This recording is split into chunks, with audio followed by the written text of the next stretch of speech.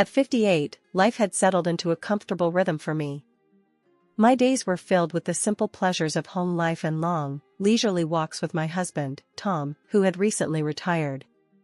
Our son, Danny, had grown into a man of 30, married to Clara, a woman with whom my relationship could best be described as strained. Despite the friction, I held out hope that time would mend whatever rift lay between us. It was a typical Thursday afternoon when the phone rang, slicing through the quiet hum of our home. Tom was out in the yard, probably fussing over his tomato plants, and I was knee-deep in a book, enjoying the kind of peace you only get when you've retired to the outskirts of the city. Our life was simple, the way we liked it. "Hello?" I answered, expecting it to be Tom, maybe needing a hand with something outside. "Hey, Mom, it's Danny." His voice, always a bit hurried, sounded even more so today. "Danny, what's up? Is everything okay?" I sat up, my book forgotten. Calls in the middle of the day were rare. Danny's job kept him busy, and Clara, his wife, even busier with her own things. Yeah, everything's fine. Listen, I was wondering. Clara and I are getting our place renovated, and it's turning into a bigger mess than we thought. Can we crash with you and Dad for a bit? There was a hopeful lilt in his voice, but it was rushed, almost as if he was expecting a no. I paused, considering. Our small house wasn't exactly guest-ready, especially not for an indefinite stay.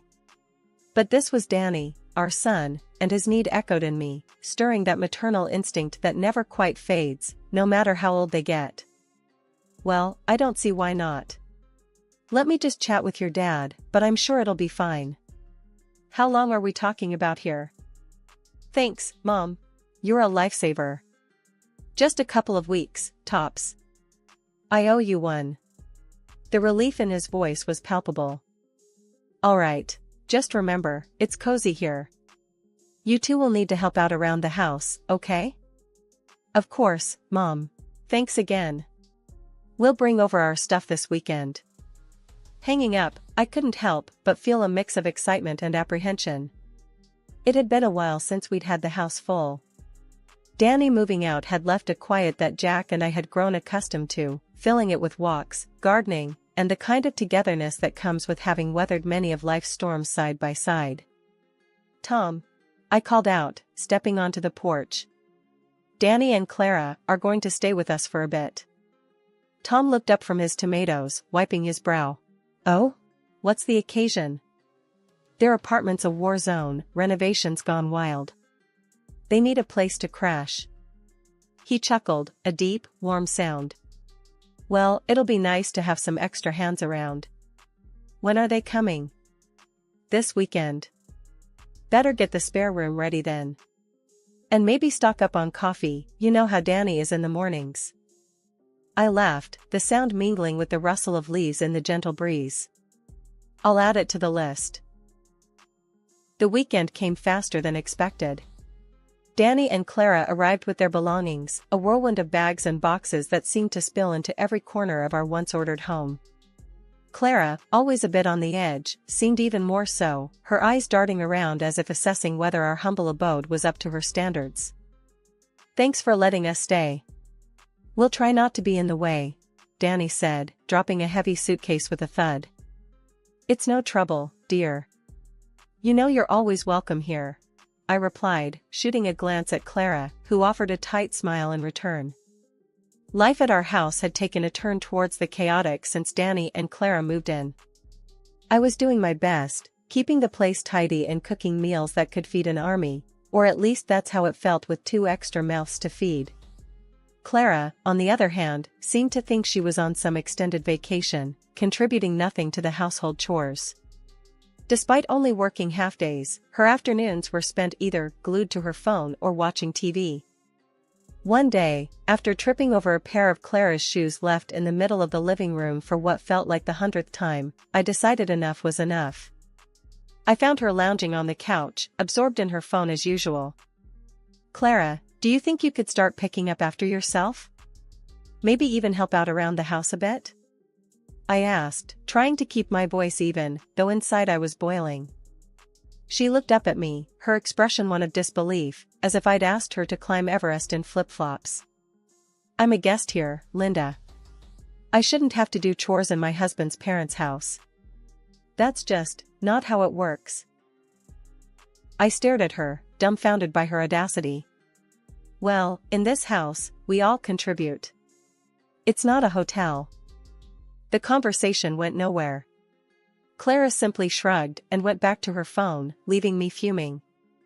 That night, I made a decision. I cooked dinner, just for Tom and me, a silent protest against Clara's laziness. When Danny came home and saw only 2 places set at the table, his confusion quickly turned to indignation. What's this about, Mom? Why aren't there plates for me and Clara? I took a deep breath, bracing myself for the confrontation. Your wife seems to think she's staying at a 5-star hotel where the service is included. This is a family home, Danny. We all do our part. Danny's face turned red, a mix of embarrassment and anger. That's not fair, Mom. We're guests. I shook my head, resolute. No, son. You're family, and in this family, we help each other out. You can either pitch in or find a hotel. The words hung heavy in the air. Danny stormed off to talk to Clara, and I could hear the muffled sounds of their discussion. Eventually, they both appeared in the kitchen, Clara with a look that could curdle milk. Fine, Danny said, his voice tight. We'll help out around the house. Clara didn't say a word, just nodded stiffly, her arms crossed over her chest as if she'd been asked to donate a kidney rather than wash a few dishes. After weeks of endless cleaning, cooking, and refereeing arguments between Danny and Clara, I hit my breaking point. Tom, I said one evening, we need a break. How about we book that hotel by the ocean you've always talked about? Tom, looking as worn out as I felt, didn't hesitate. Let's do it. We deserve some peace. Breaking the news to Danny and Clara didn't go as smoothly as booking the hotel had. You're going on a vacation? Danny asked, disbelief coloring his tone. Why? You're always at home. I bristled at his response, the insinuation that my days were leisurely enough as it was. Even people who stay at home need a break, Danny. Especially with the extra workload we've had. Danny's next words floored me. Instead of wasting money on a holiday, you could help us out more. We need new furniture for the apartment. I stared at him, speechless. This was the boy I'd raised, who I'd poured my heart and soul into. I can't believe you're saying this. Your father and I are going, and that's final. Our trip was a balm for our weary souls. The ocean's roar, the sunsets, long walks on the beach, all of it reminded Tom and me of the world beyond our doorstep, beyond the daily grind. Returning home, however, was like stepping into a disaster zone. Pizza boxes towered like skyscrapers on the kitchen counter, empty bottles clinked together on the floor, and a general layer of dust and disarray covered everything. It looked like a tornado had swept through, deciding to make our living room its final resting place. Danny, Clara, I called out, my voice echoing through the chaos.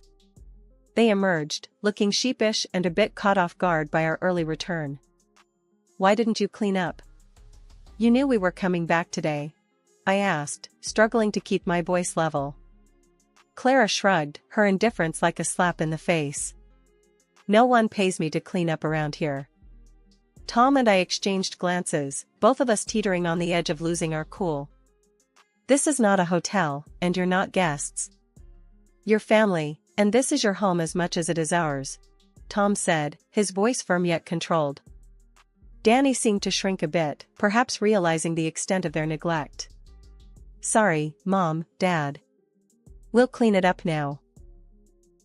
But the damage was done, the disregard for our home too stark to ignore.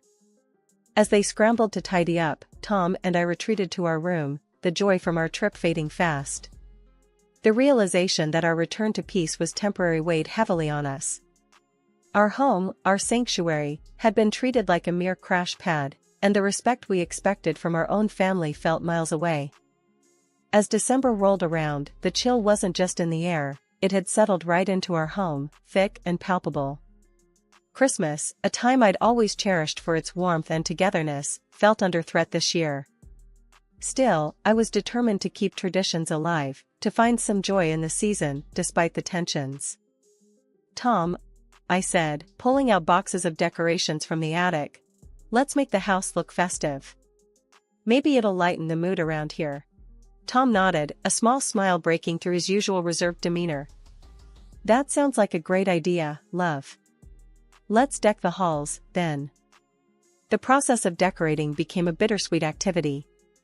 Each ornament, each strand of lights, was a memory, a reminder of Christmases past when Danny was just a boy, his eyes wide with wonder at the sight of the tree all lit up.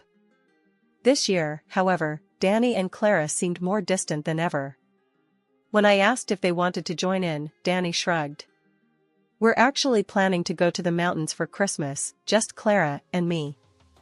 The news hit me harder than expected. "Oh, I see.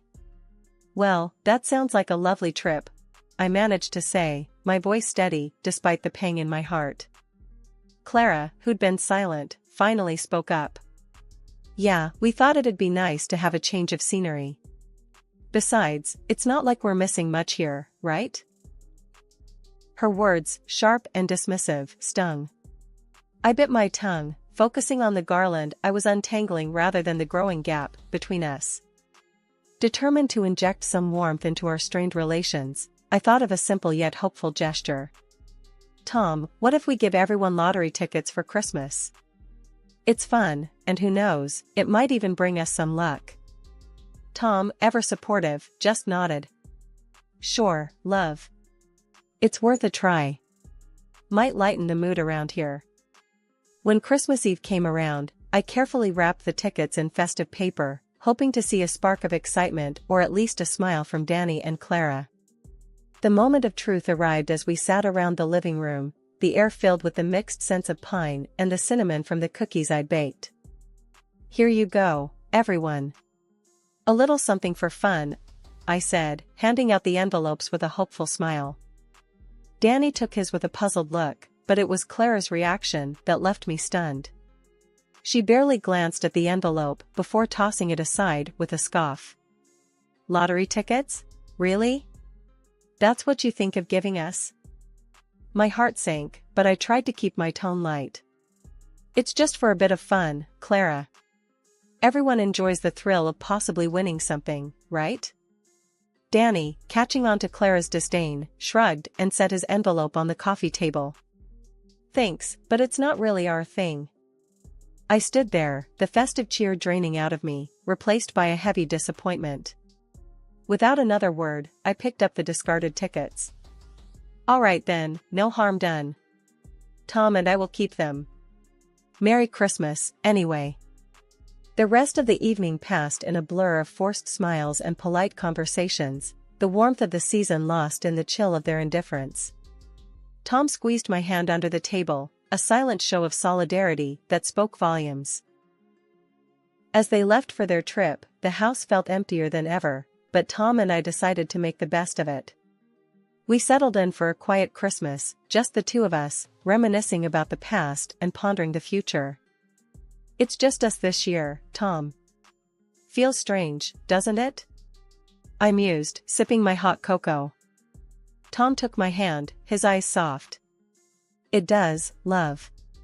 But we've got each other, and that's more than enough." Our simple celebration was a testament to our resilience, a reminder that while we couldn't control everything, we could still find happiness in the little moments, in the shared smiles and quiet nights. After the calm and reflective holiday Tom and I shared, pondering over Danny's behavior, our lives took a turn for the surreal. Discovering that the lottery tickets, dismissed and discarded by Danny and Clara, were winners felt like a bolt from the blue. We were suddenly over $500,000 richer, a windfall that left us dizzy with possibilities. My dreams of travel and Tom's longing for a new home suddenly seemed within reach. The news, however, didn't stay just between us for long. When Danny and Clara caught wind of our good fortune, the atmosphere in the house shifted palpably. "Danny, Clara, we've got some news," I began, the winning tickets in hand. Those tickets you didn't want? They won. Big time. Danny's eyes widened, a mix of surprise and something else, greed, maybe? So, when do we get our part? He asked, his tone eager, almost desperate. You said those tickets were our Christmas gifts, right? I couldn't help but feel a sting at his words, a reminder of their earlier disdain. You tossed those gifts aside, remember? You made it clear they meant nothing to you. Clara, never one to hold back, jumped in with her own demands. We need that money. I've been looking at cars, and... Stop right there, I interrupted, my patience fraying. You can't reject a gift and then claim it when it suits you. And as for the money, it's ours. We're thinking of traveling, maybe even buying a new home. And it's time you two found your own place. Your apartment's renovation has been done for ages. The conversation spiraled from there, Clara's face turning a shade of red I'd only seen on tomatoes in mid-July. She stormed off, her exit marked by the slam of a bedroom door, leaving a heavy silence in her wake. Danny, however, wasn't ready to drop it. But the apartment isn't ready. We can't move out yet. Tom and I exchanged weary glances. This wasn't the first time we'd heard that excuse. Listen, Danny, we've been more than accommodating, but it's been months. It's time you two figured things out on your own.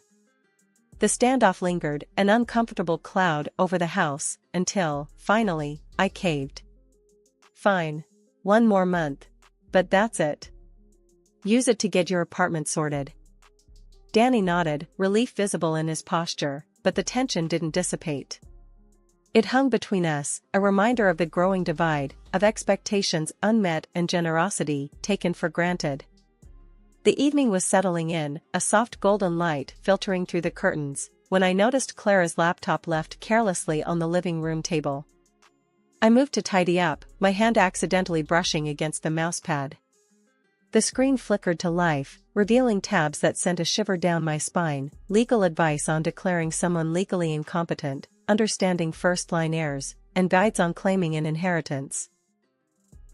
Tom, I called out, my voice a mix of disbelief and concern. He came over, and I pointed at the screen. Look at this. He squinted at the laptop, reading the open tabs, and his brow furrowed.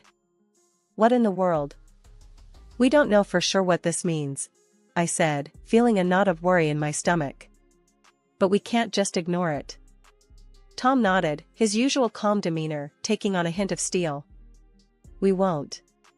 Let's make sure we're protected. The decision to visit our lawyer wasn't taken lightly. We explained the situation without naming Clara directly, seeking advice on how to safeguard our assets and ensure our will reflected our wishes. The lawyer recommended updating our will to protect our estate, advice we took to heart. We made the difficult decision to exclude Danny from our will, a move that pained me deeply but felt necessary under the circumstances. Additionally, I took steps to secure our bank accounts, adding extra layers of security and setting conditions for withdrawals and transfers. It was a precautionary measure, one I hoped we'd never need, but the peace of mind it provided was invaluable. Once these protections were in place, I called Danny. My heart was heavy as I spoke, the words tasting bitter on my tongue. Danny, your father and I have decided to go on a long cruise. We need you and Clara to find your own place within a week. His response was a mix of surprise and frustration. A week? That's not a lot of time, Mom. I know, and under different circumstances, we'd offer more time. But this decision is final. It's time for all of us to move forward, I said, trying to keep my voice steady. After the call, Tom and I shared a long, silent look. The news of the upcoming cruise was a way to push Clara to take decisive action. On a crisp Saturday morning, with a plan heavy on our hearts, Tom and I decided to leave a recording device hidden in the living room. Our home, once a place of warmth and laughter, had become a stage for a plot that chilled us to the bone. With the device set, we went for a walk, hoping the fresh air would clear the storm of emotions brewing inside us.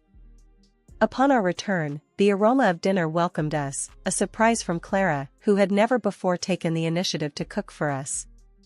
This unexpected act of kindness left us bewildered, teetering on the edge of hope and suspicion. "Let's listen to the recording before dinner," I suggested, my voice barely above a whisper. Tom nodded, his face etched with worry. In the privacy of our bedroom, we played the recording. The voices of our son and Clara filled the room, unveiling a plan so dark it felt like a punch to the gut. Clara, with her knowledge from working in a psychiatric center, detailed how they could use certain drugs to incapacitate us, with the end goal of declaring us legally incompetent and seizing control of our assets. Hearing Danny's hesitant agreement was a betrayal that cut deeper than Clara's scheming. Our own son, complicit in a plan that would rob us of our freedom and our life's work. The recording ended, and silence engulfed us, a silence heavy with the weight of shattered trust. Tom reached for my hand, his grip firm, a silent vow that we would face this together. "We can't confront them directly," I said, my mind racing.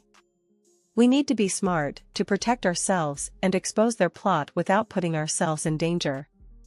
Tom agreed, his jaw set. "We'll play along for now, but we're taking steps to secure our safety and our assets. They won't know what hit them." The decision to act as if nothing had changed was one of the hardest I've ever made. To sit at the dinner table, sharing a meal Clara had prepared, knowing her intentions, required a strength I didn't know I had. We thanked her for the dinner, exchanging pleasantries while a storm raged within us. Our son, our flesh and blood, had been drawn into a scheme against us, and we were determined to find a way to reach him, to remind him of the values we had tried to instill in him. As we laid our plans, Tom and I knew the road ahead would be fraught with challenges. But together, we were resolved to navigate it with grace, to emerge not just unscathed but stronger. After the harrowing discovery and the tense days that followed, Tom and I decided to handle the situation with as much grace and caution as we could muster. We played along with Clara's plan, pretending that the effects of the supposed drugs had taken hold. The day she planned to administer the final dose, we had already set our plan into motion. That evening, as we sat down to what was supposed to be our last meal in our own home, the doorbell rang. Clara, confident in her victory, went to answer it, only to find the police on our doorstep. I had called them earlier, explaining our suspicions and the imminent danger we believed we were in. "We believe there's been an attempt to harm us," I told the officers, my voice steady despite the turmoil inside. "Could you please analyze this tea?" Clara tried to intervene, her face a mask of panic as she reached for the kettle, but one of the officers was quicker, securing it for evidence. The investigation that followed was swift and damning. The evidence against Clara was overwhelming, leading to her conviction. While it pained me to see my family torn apart this way, the safety and well-being of Tom and I had to come first. We received a significant financial compensation, but no amount of money could repair the emotional and relational damage that had been inflicted. In the aftermath, Danny and Clara's marriage crumbled, and he moved away, starting anew in another city. Though our hearts ached for what could have been, Tom and I knew that some bridges were too charred to be crossed again. A year later, Clara reached out, claiming to be pregnant and in need of financial support. The call was a jarring reminder of the pain we had endured, but it also underscored the distance we had come. "You know that's not possible," I said firmly before ending the call and blocking her number. It was a definitive closure on a chapter of our lives we were eager to leave behind. Tom and I sold our old house, the scene of so much strife, and moved into a new home that was everything we had dreamed of. It was our sanctuary, a place where the shadows of the past could not reach us. The sale, coupled with our financial compensation, left us with more than enough to fulfill our dreams of travel and a carefree life. As we settled into our new home, we often reflected on the journey that brought us here. The trials we faced tested our resolve, our morality, and our behavior towards those we had once considered family. But in the end, we emerged stronger, with a renewed appreciation for the peace and security we had fought so hard to protect. "Here's to new beginnings," Tom said one evening, raising a glass in our new living room, the sunset painting the sky outside with hues of gold and orange. New beginnings, I echoed, the words of promise of hope, of adventures yet to come, and of the unbreakable bond that had carried us through the storm. Our story was not one of revenge or bitterness, but of resilience, of the moral courage to stand up for ourselves, and of the profound belief that moving on was not only possible but necessary for our happiness and well-being.